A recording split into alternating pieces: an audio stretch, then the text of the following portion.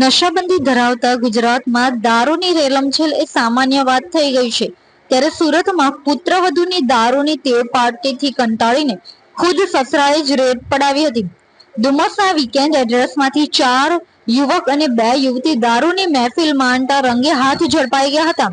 Police control રૂમમાં સસરાએ call કરીને કહ્યું કે સાહેબ, મારી પુત્રની પત્ની પોતાના મિત્રો સાથે દારૂની પાર્ટી કરી રહી છે. આ કોલ મળતા જ ડુમસ પોલીસ પીસીઆર વાન સાથે તાત્કાલિક સ્થળ પર પહોંચી હતી. વીકેન્ડ એડ્રેસના રૂમ નંબર 443 નો દરવાજો ખુલ્યો ત્યારે પોલીસ પણ ચોંકી ઉઠી હતી. રૂમની અંદર 4 પુરુષ અને 2 મહિલા દારૂની મહેફિલ માણી રહ્યા હતા. દારૂની તીવ્ર ગંધ આખા રૂમમાં ફેલાઈ ગઈ હતી. પોલીસે સ્થળ પર જ તમામની પૂછપરછ શરૂ કરી હતી. તપાસ દરમિયાન પકડાયેલા 2 મહિલા સહિત પુરુષોમાં મિત હિમાંશુભાઈ વ્યાસ, સંકલ્પ અજય પટેલ, લોક ભાવેશ દેસાઈ અને સમકીત કલાપીભાઈ વીમાવાલાનો સમાવેશ થાય છે. આ બધાની આંખો લાલ ચોળ હતી અને તેઓ પોતાની શારીરિક સ્થિતિનું સંતુલન જાળવી શકતા નહોતા. તેમના મોઢામાંથી દારૂની તીવ્ર વાસ આવતી હતી. પકડાયેલા બંને મહિલાઓ આર્ટિસ્ટ હોવાનું સામે આવ્યું છે. તો આ સમગ્ર મામલે હોટલના મેનેજરનું પણ નિવેદન સામે આવ્યું છે, જેમાં મેનેજરે જણાવ્યું છે કે આ હોટલની અંદર કુલ 464 રૂમ આવેલા છે, જેમાંથી માત્ર 100 રૂમ હોટલ માલિકીના છે, જ્યારે અન્ય 364 રૂમ અન્ય માલિકોને વેચાણથી લીધેલા છે. દારૂ પાર્ટી કરી રહેલ આ તમામ લોકોએ ખોટા આઈડી અને પાસવર્ડ જનરેટ કરી હોટલમાં પાર્ટી કરી હોવાની હોટલ મેનેજરે હકીકત જણાવી છે. હાલ આ સમગ્ર મામલે પોલીસે જે રૂમમાં દારૂ પાર્ટી ચાલી રહી હતી તે રૂમના માલિકને ઝડપી પાડવા ચક્રો ગતિમાન કર્યા છે. તો જે રૂમમાં દારૂ પાર્ટી ચાલતી હતી તે રૂમ માલિકની પણ યોગ્ય તપાસ કરી કાયદેસરની કાર્યવાહી કરવામાં આવશે એવું પોલીસ અધિકારી દ્વારા જણાવવામાં આવ્યું છે. ગત તારીખ 3/8/2024 રવિવારના રોજ અત્રેના ડુમસ પોલીસ સ્ટેશન ખાતે એફઆઈઆર નંબર 403/2025 હેઠળ મહેફિલનો ગુનો દાખલ કરવામાં આવેલ છે, જેમાં ગુજરાત નશાબંધી સુધારા વટહુકમ 2016ની કલમ 66(1)(b), 65(a), 81 તથા 83 ક મુજબ આ ગુનો દાખલ કરવામાં આવેલ છે. બનાવની વિગત એવી છે કે ગતરોજ જ્યારે ડુમસ પોલીસ સ્ટેશનનો સર્વેલન્સ સ્ટાફ વિસ્તારમાં પેટ્રોલિંગ પર હતો એ દરમિયાન કંટ્રોલ રૂમથી મદદનો કોલ આવેલ હતો, જેમાં જણાવાયેલ હતું કે એક ફરિયાદીએ કંટ્રોલ રૂમમાં કોલ કરેલ છે.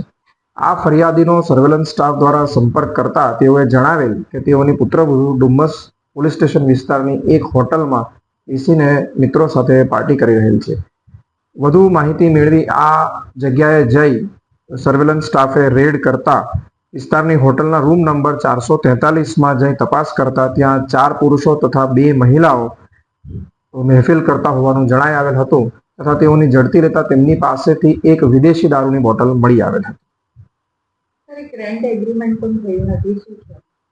ઉપરોક્ત હોટલમાં કુલ 464 રૂમ છે, જે પૈકીના 100 રૂમ ખાનગી માલિકીના છે. જે રૂમમાં રેડ કરવામાં આવી હતી અને જે રૂમમાં મહેફિલ થઈ રહી હતી તે ખાનગી વ્યક્તિની ખાનગી માલિકીનો રૂમ હતો, જેણે એક દર્શન નામક વ્યક્તિને ભાડે આપેલ હતો અને એનો રેન્ટ એગ્રીમેન્ટ પૂરો થઈ ગયો હતો અને આ વ્યક્તિએ ઉપરોક્ત ઈસમોને મહેફિલ કરવા માટે આ રૂમ ભાડે આપેલ હતો. આમ જે ભાડે આપનાર વ્યક્તિએ જાહેરનામા ભંગ કરેલ છે તેને શોધીને તેમની ઉપર પણ ગુનો દાખલ કરવાની તજવીજ હાલમાં ચાલુ છે. સાહેબ, જે પકડાયા છે ફરિયાદી અને જે પકડાયા છે યુવતી, એમના સંબંધ શું છે? ફરિયાદીનું કહેવું એવું હતું કંટ્રોલ રૂમના કોલમાં કે તેમની પુત્રવધુ પાર્ટી કરી રહી છે, તો તેમની અંગેનો સંબંધ તેમની ફરિયાદમાંથી સ્પષ્ટ થાય છે, પરંતુ અમે આ અંગે વધુ તપાસ કરી રહ્યા છીએ. દારૂ કઈ રીતે લાવ્યા હતા એની પણ તપાસ? હાજી, તેઓએ આ વિદેશી દારૂની બોટલ ક્યાંથી મેળવી હતી એ અંગે અમે ખાનગી રાહે વધુ તપાસ કરી રહ્યા છીએ. જી, મારું નામ ગૌતમ પટેલ છે. અહીંયા વીકેન્ડ એડ્રેસ જે પ્રોપર્ટી છે ડુમસની અંદર એનું સંચાલન પૂરું હું કરું છું. હવે ગઈકાલે જે ઘટના બની હતી, પહેલાં તો હું તમને મારા વીકેન્ડ એડ્રેસનો કન્સેપ્ટ સમજાવી દઉં કે આમાં વીકેન્ડ એડ્રેસની અંદર ટોટલ 464 રૂમ આવેલા છે, જેનામાં 100 રૂમ અમે વીકેન્ડ એડ્રેસ પોતે હોટલની જેમ ચલાવીએ છીએ, જેમાં લગ્ન પાર્ટીને એ બધા સારા પ્રસંગોમાં અમે ભાડે આપતા હોઈએ છીએ. અને બાકીના જે રૂમ છે એ અમે અલગ અલગ વ્યક્તિઓને વેચાણ દસ્તાવેજથી વેચાણ આપેલા છે. એટલે ગઈકાલે જે ઘટના બની હતી રૂમ નંબર 443, જેમાં પોલીસે તપાસ કરતા 4 યુવક અને 2 યુવતી ઝડપાયા હતા. એ રૂમ નીલમ પ્રમોદ કેસાનના નામે રજીસ્ટર છે, જેણે દર્શન નામના કોઈ ત્રાહિત વ્યક્તિને એ રૂમ ભાડે આપેલ હતો, જેનો એપ્રિલ માસની અંદર એમનો ભાડા કરાર સમાપ્ત થઈ ગયો હતો, જે એમણે રિન્યુ નહોતો કરાવ્યો હતો. ગઈકાલે અહીંયા વીકેન્ડ એડ્રેસની અંદર એન્ટ્રી કરવા માટે અમે એક માઇગેટ કરીને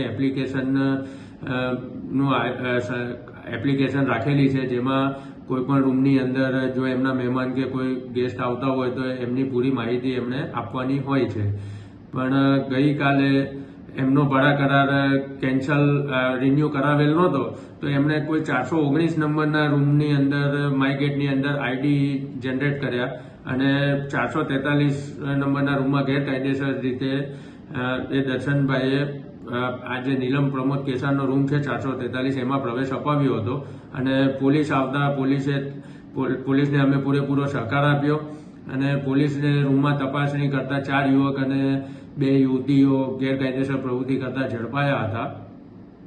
અને આ જે 443 નંબરનો રૂમ છે એની સંપૂર્ણ જવાબદારી નીલમ પ્રમોદ કેસાન જેના નામે રજીસ્ટર છે એની છે. એમાં વીકેન્ડ એડ્રેસને કોઈ લેવા દેવા નથી.